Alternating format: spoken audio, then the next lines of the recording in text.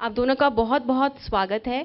और जैसे कि हमारे सत्र का नाम है जियो जिंदगी, और जब जिंदगी की शुरुआत होती तो पहला unit which is called as blood which forms life. सबसे पहले डॉक्टर सरिता, मैं आपसे जानना चाहूँगी कि जब भी बात आती है ब्लड डोनेशन की, ब्लड की, तो एक अजीब सा डर लोगों में होता है, अजीब सी भ्रांति होती है ब्लड ट्रांसफ्यूजन को लेकर के, ब्लड डोनेशन को लेकर के। तो क्यों इस तरह की भ्रांतियाँ होती हैं?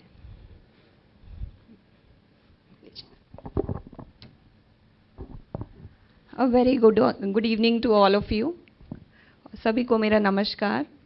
देखिए, रक्तदान से जुड़ी कई सारी भ्रांतियां हैं और उसमें सबसे प्रमुख है कि हर व्यक्ति को ये लगता है कि मैं रक्तदान अगर करूंगा तो मैं कमज़ोर हो जाऊंगा।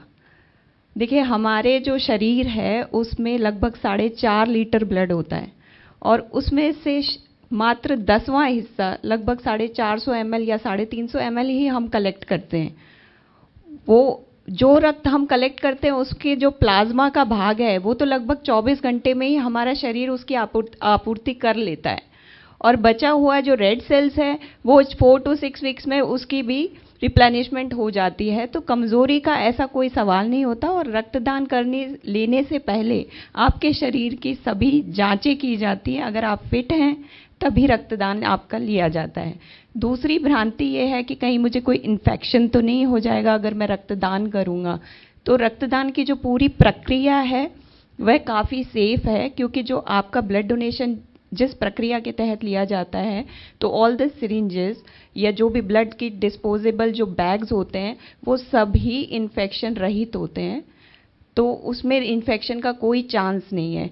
दूसरा, कई को ऐसा लगता है कि मेरा कहीं हीमोग्लोबिन कम ना हो जाए अगर मैं रक्तदान करूंगा, तो हीमोग्लोबिन का टेस्ट आपका पहले ही किया जाता है। अगर वह मात्रा के ऊपर है तभी आपका लेंगे, अदरवाइज नहीं। या कई बार डायबिटीज़ के लोगों में यह भ्रांति होती है कि हमें तो डायबिटीज़ है तो हम नहीं कर पाएंगे, बट ऐसा भी नहीं है। उनकी अगर मेडिसिन चल रही हैं और वो 28 दिन में उसकी डोज चेंज नहीं हुई है तो वो लोग कर सकते हैं, बट वो अगर इंसुलिन पे हैं तो नहीं कर सकते। ऐसे कई भ्रांतियां हैं, तो ब्लड सेंटर में आके आप उनको रिजॉल्व कर सकते हैं। जी मैम, आपसे ये चर्चा जारी रखेंगे और जानकारी लेंगे। और अब बात कर लेते हैं डॉक्टर प्रवीण आपसे। डॉक्टर प्रवीण, जैसे ही सर्जरी का नाम आता है, ऑपरेशन का नाम आता है, एक अजीब सा डर जो है ऑटोमेटिकली आ जाता है कि पता नहीं क्या होगा। और ये जो डर है ये क्यों है, और क्या ये डर वाकई ही जायज़ है? क्योंकि सबको ऐसा लगता है कि अगर डॉक्टर ने सर्जरी लिख दी है इसका मतलब कहीं ना कहीं कुछ फेयर नहीं है, या बिना बात के है, या एग्जैजुरेशन हो रहा है। तो कितनी सच्चाई है सर्जरी के डर को लेकर के? सबसे पहले तो मैं इंडिया न्यूज़ को धन्यवाद देना चाहूँगा कि उन्होंने ये कॉन्क्लेव ऑर्गेनाइज किया, ताकि जनता को, पब्लिक को, श्रोतागण को ये पता चल सके कि अभी लेटेस्ट अपडेट्स क्या है और ये जो भ्रांतियाँ हैं ये क्यों फैली, ये कहाँ से अराइज हुई।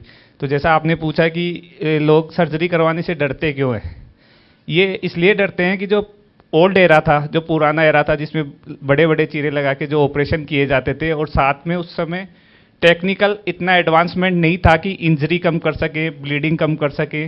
आज की तारीख में अपने पास एडवांसमेंट इतना है कि कॉम्प्लिकेशन बहुत कम होते हैं, जो कि पहले जो ऑपरेशन होते थे उनमें कॉम्प्लिकेशन ज़्यादा होते थे। तो उस समय से ये लोगों में भ्रांति चली आ रही है कि यार ऑपरेशन करवाएंगे तो ये हो जाएगा, वो हो जाएगा। तो आजकल के एरा में वो चीज़ें कम हैं।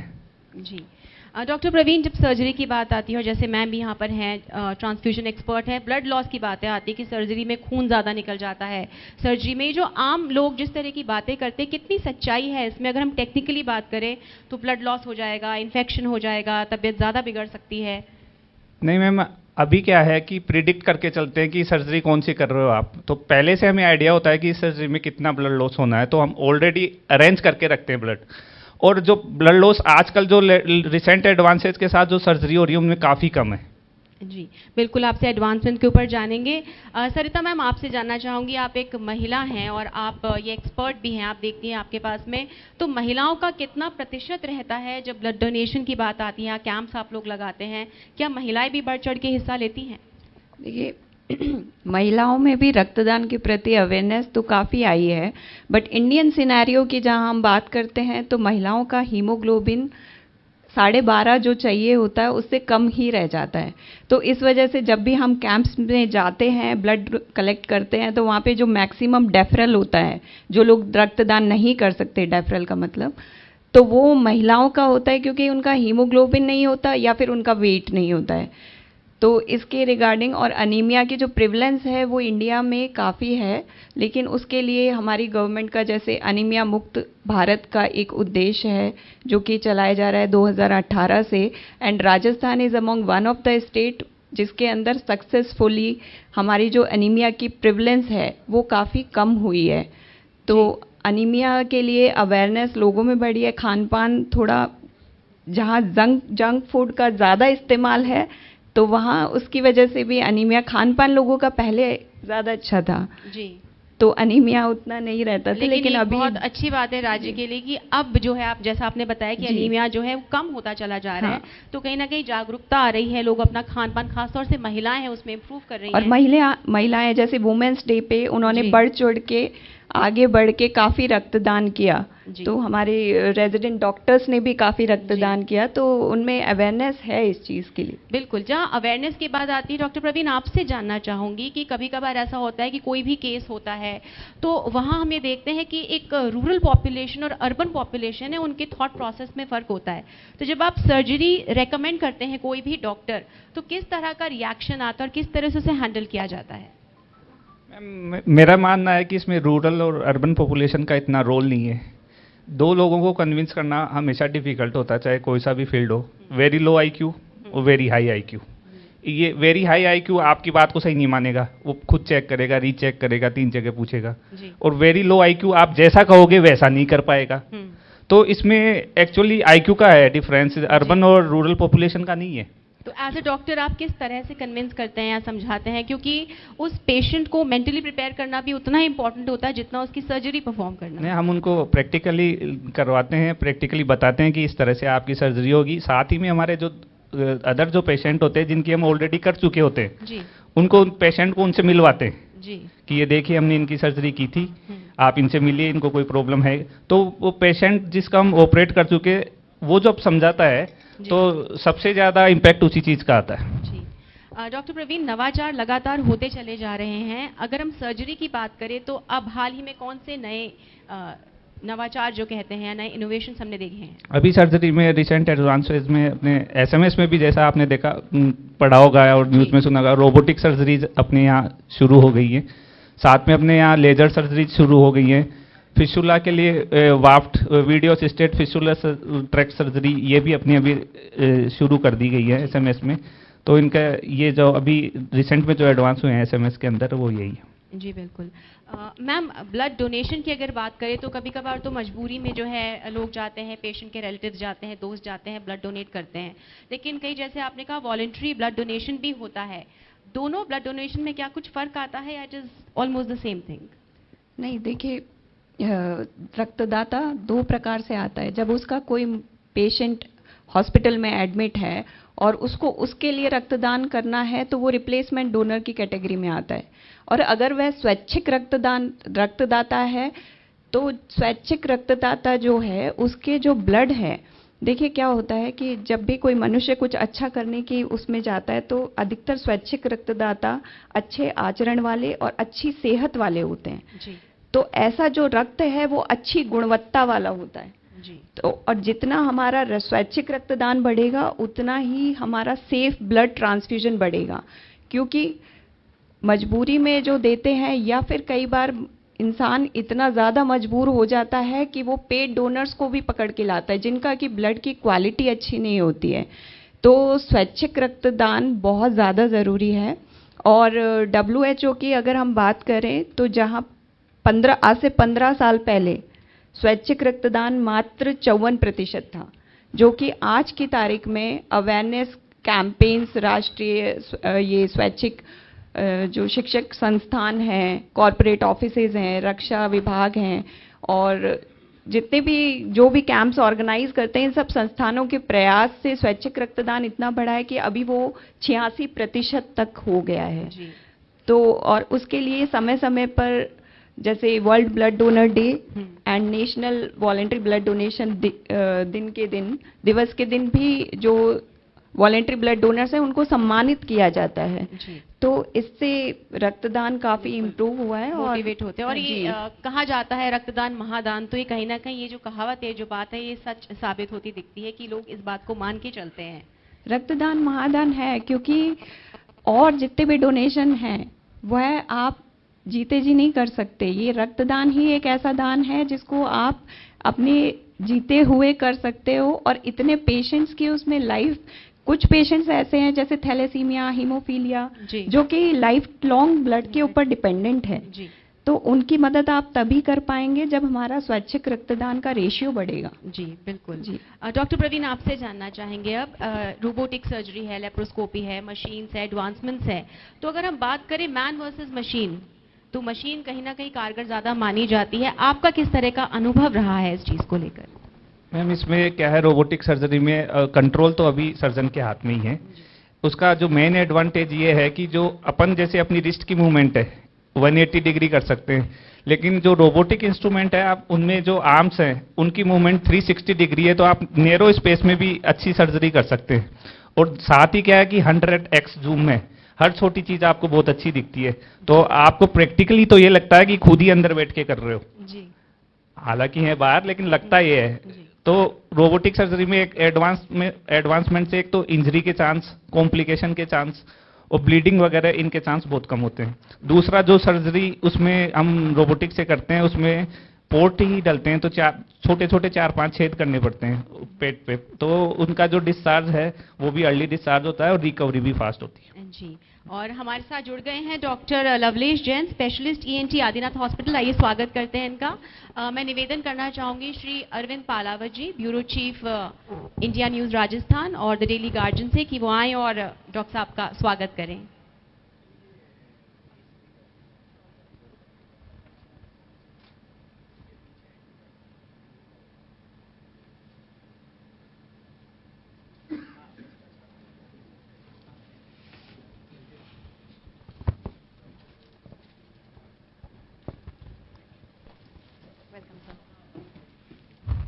तो हमारे पैनल में जुड़ चुके हैं ENT specialist doctor Lovlesh Jain. Lovlesh Jain ji, मैं आपका इंट्रोडक्शन करवा देती हूँ। आप है डॉक्टर प्रवीण जोशी, आप surgery associate professor surgery SMS hospital, और आप हैं मैम डॉक्टर सरिता शर्मा जी, आप ट्रांसफ्यूजन एक्सपर्ट एसएमएस हॉस्पिटल, और आप हैं डॉक्टर लवलेश जैन। तो हम ये बात कर रहे हैं आज के परिप्रेक्ष्य में हर चीज़ अपने आप में महत्वपूर्ण है, और आज के बदलते लाइफस्टाइल के साथ में, आजकल की भागती दौड़ती जिंदगी के साथ में आप ईएनटी स्पेशलिस्ट हैं, किस तरह के चेंजेस आप देख रहे हैं? थैंक यू एवरीवन, नमस्कार। शुरुआत चेंजेस की एक बहुत कॉमन चीज मैं जो इन दिनों नोट कर रहा हूँ रिसेंटली, जब से कोविड हुआ सबको गले की खराबी हुई, ईएनटी की खराबी हुई, और व्हाट्सएप पे बहुत मैसेज आए कि काढ़ा पियो, गरम गरारे करो। कोविड तो चला गया, वो काढ़ा और गरारा अभी भी चालू है कि यार ये अच्छा रखता है। लगे हाथ एक चीज और चल रही है कि गर्म पानी से पतले भी होते हैं, चलो गर्म पानी पियो। एक उदाहरण मैं इसके लिए देता हूं कि हमें चाय के लिए मना किया जाता है 1 या 2 पियो, गर्म करती है, मगर काढ़े को अमृत मान रहे हैं लोग, गर्म पानी को अमृत मान रहे हैं लोग। दिन में 10-10, 12-12, 6 बार गर्म पानी, 4 बार काढ़ा, और फिर वो गला जल रहा है, पेट जल रहा है, आंतें जल रही, एंड कोई समझ नहीं पा रहा। हमारे केसेस बढ़ते गए। कुछ समय में हमने नोट किया कि यार एक चीज कॉमन आ रही है, क्योंकि ये विदेशों में तो हो नहीं रहा है, तो स्टडी कहां से आए? ये कॉमन हम लोग ही पकड़ पा रहे कि गर्म पानी। अब मैं मना करता हूं तो लोग मानते नहीं है। क्यों? क्योंकि सब कर रहे हैं। It is becoming difficult. तो आपके माध्यम से मैं ये शेयर करना चाह रहा हूं कि इसके फायदे अगर होते तो सदियों से हम लोग ये कर रहे होते। एक नॉर्मल आदमी को नॉर्मल पानी पीना चाहिए, ये मेरा एक वाक्य है। उसको आप लोग और प्रचारित करेंगे तो हमारा काम थोड़ा सा कम हो जाएगा। बिल्कुल सर, ये बहुत ही इंपॉर्टेंट इन्फॉर्मेशन आपने दी है, क्योंकि पोस्ट कोविड हमारे सोशल मीडिया ज़्यादा मेडिकल एक्सपर्ट हो गए बजाय में डॉक्टर्स के, तो ये हम देखते हैं।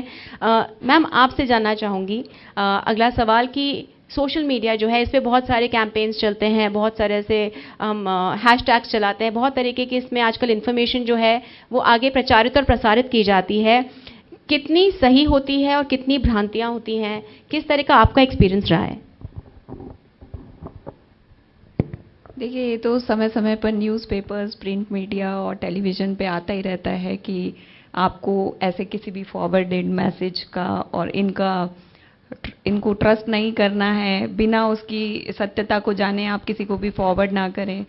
तो मुझे लगता है कि क्योंकि कभी कभार ऐसा होता है कि सरिता मैम की लोग सोचते हैं कि ब्लड डोनेशन देने से हमें नुकसान होगा या हमें फ़ायदा मिलेगा, या इस तरह की भी लोग लेकर सामने बातें आते हैं। और एक कॉमन जो बहुत देखने में मिलता है वो ये है कि हमें कमज़ोरी आ जाएगी, हम बेहोश हो जाएंगे, हमें नहीं करना चाहिए। खून देने से अंधविश्वास भी बहुत सारा जुड़ा हुआ है। हाँ। तो उससे किस तरह से हम दूर कर सकते हैं?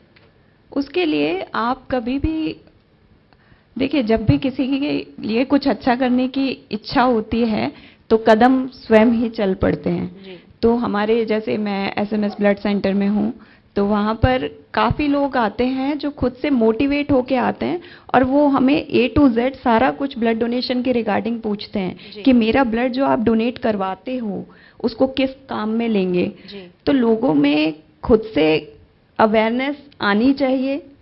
जी बिल्कुल जी। और आज के हमारे इस कार्यक्रम का मकसद भी यही है कि हम जो भी एक्सपर्ट्स हमारे पास आए, जो भी हमारा सेशन हो, उसके अंदर हम यही प्रचार और प्रसार कर सके कि किस तरह से एक्सपर्ट्स की हेल्प को लेकर के हम अपनी ज़िंदगी को, अपनी हेल्थ को और बेहतर बना सकें।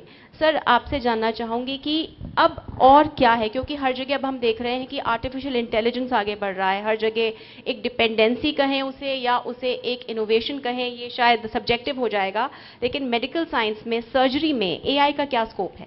आने वाले समय में एआई से जो रोबोटिक सर्जरीज हुआ करेंगी, कई सेंटर्स पे ऑलरेडी हो चुकी है। 3D स्कैन करके और उसमें पहले से सॉफ्टवेयर में ये फीड कर दिया जाएगा पेशेंट का स्कैन करने के बाद कि ये सर्जरी इस तरह से प्रोसीड करनी है। ऑलरेडी उसमें होगा सॉफ्टवेयर में, और रोबोट उसी सॉफ्टवेयर के अकॉर्डिंग अपने आप सर्जरी परफॉर्म करेगा आने वाले समय। जी सर, लेकिन अगर हम इंडियन परिप्रेक्ष्य की बात करें तो यहाँ पर अभी भी अगर हम कॉस्ट की बात करें तो हर इंसान अपने घर का हिसाब लेके चलता है, और आज भी हॉस्पिटल जाना, हॉस्पिटल के बिल्स, बहुत सारे ऐसे फैक्टर्स होते हैं जो एक आम आदमी ध्यान में रखता है। अगर हम सर्जरीज की बात करें तो आप क्या कहना चाहेंगे?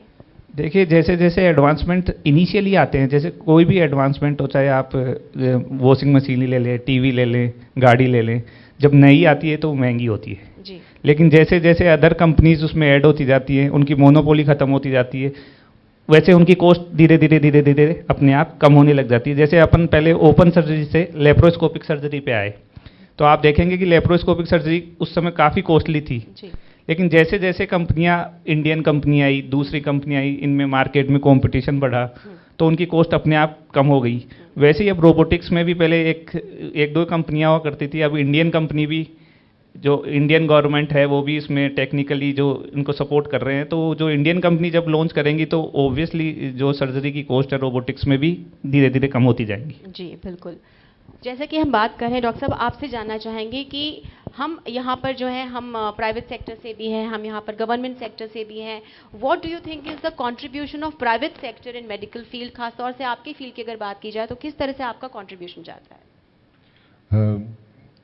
मैं इनकी डॉक्टर साहब की बात को ही आगे बढ़ाते हुए बताऊंगा कि नए नए आजकल इमीडिएटली हम लोगों को प्राइवेट सेक्टर में इमीडिएट जो भी नई चीज़ है उसको इन्वॉल्व करनी पड़ती है अपने सेंटर्स में, क्योंकि आजकल का ज़माना ऐसा है कि हम पीछे नहीं रह सकते।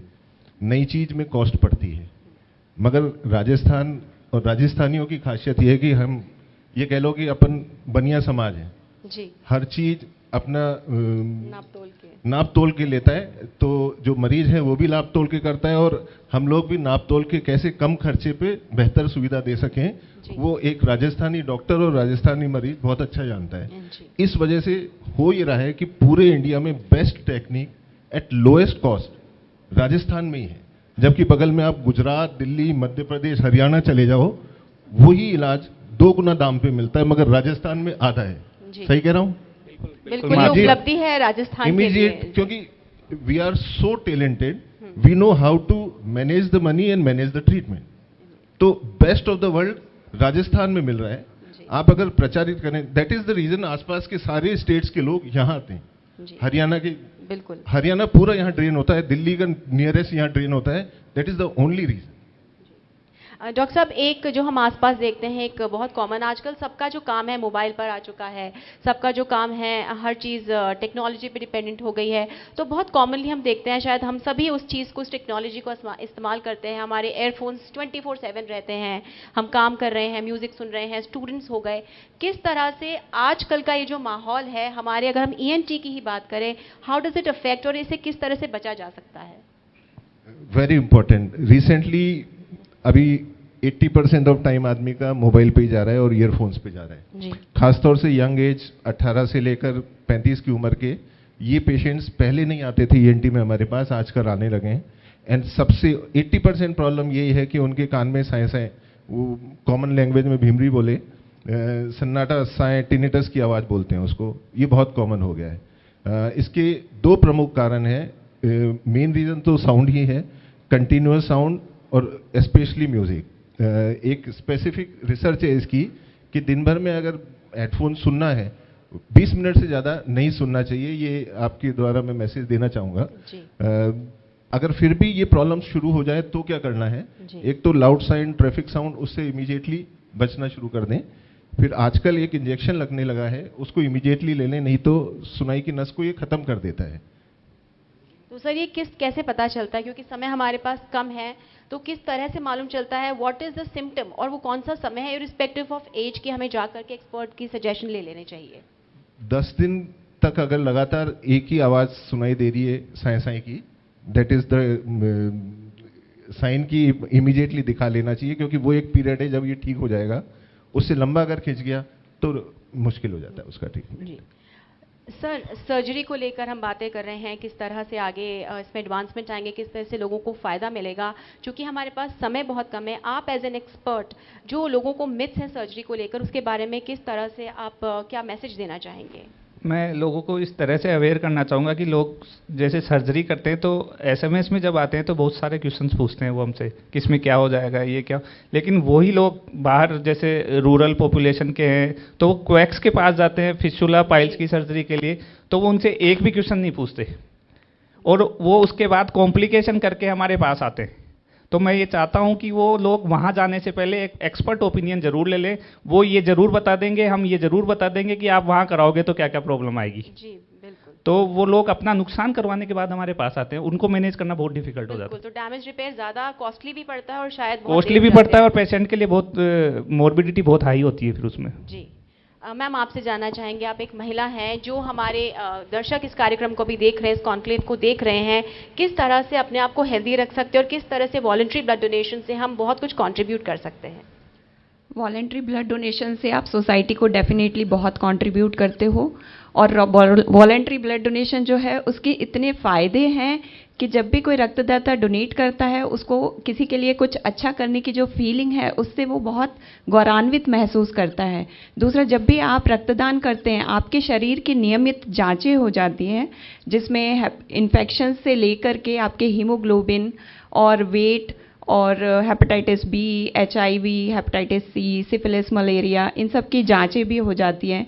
दूसरा, जब भी आप किसी के लिए कुछ अच्छा करते हो तो आपकी बॉडी में गुड हार्मोन्स रिलीज होते हैं, तो वो आपको एनर्जाइज्ड फील करवाते हैं। दूसरा, आपका जो बोन, रेगुलर ब्लड डोनेशन जो करते हैं उनके बोन मैरो को उद्दीपन मिलता है, अस्थि मज्जा को उद्दीपन मिलता है, और जो नई रक्त कोशिकाएं हैं वो बनती रहती हैं। एंड नाउ डेज आपने ये देखा होगा कि जो स्ट्रोक और ये सब, बिल्कुल जी, बहुत कॉमन है और ये बहुत अच्छा एक मैसेज भी है। आजकल हम देख रहे हैं स्ट्रोक के केसेस लगातार बढ़ते जा रहे हैं और इसका कहीं ना कहीं जो कहा जाता है कारण है वो पोस्ट कोविड बढ़ रहा है। तो ब्लड डोनेशन से क्या उससे फर्क पड़ता है? ब्लड डोनेशन से क्या होता है कि जो आपके बॉडी में जो एक्सेस आयरन है और जो कोलेस्ट्रॉल की मात्रा है वह नियंत्रित रहती है, जो कि रक्त प्रवाह को बनाए रखती है, रक्त को तरलता प्रदान करती है, जिससे कि स्ट्रोक और हार्ट अटैक के जो चांसेस हैं उनमें भी कमी आती है। जी, ये बहुत ही महत्वपूर्ण जानकारी दी है और जो दर्शक हमें देख रहे हैं वो ये जान ले कि अगर हम ब्लड डोनेट करते हैं तो कहीं ना कहीं हमें उससे बहुत सारे फायदे मिलेंगे।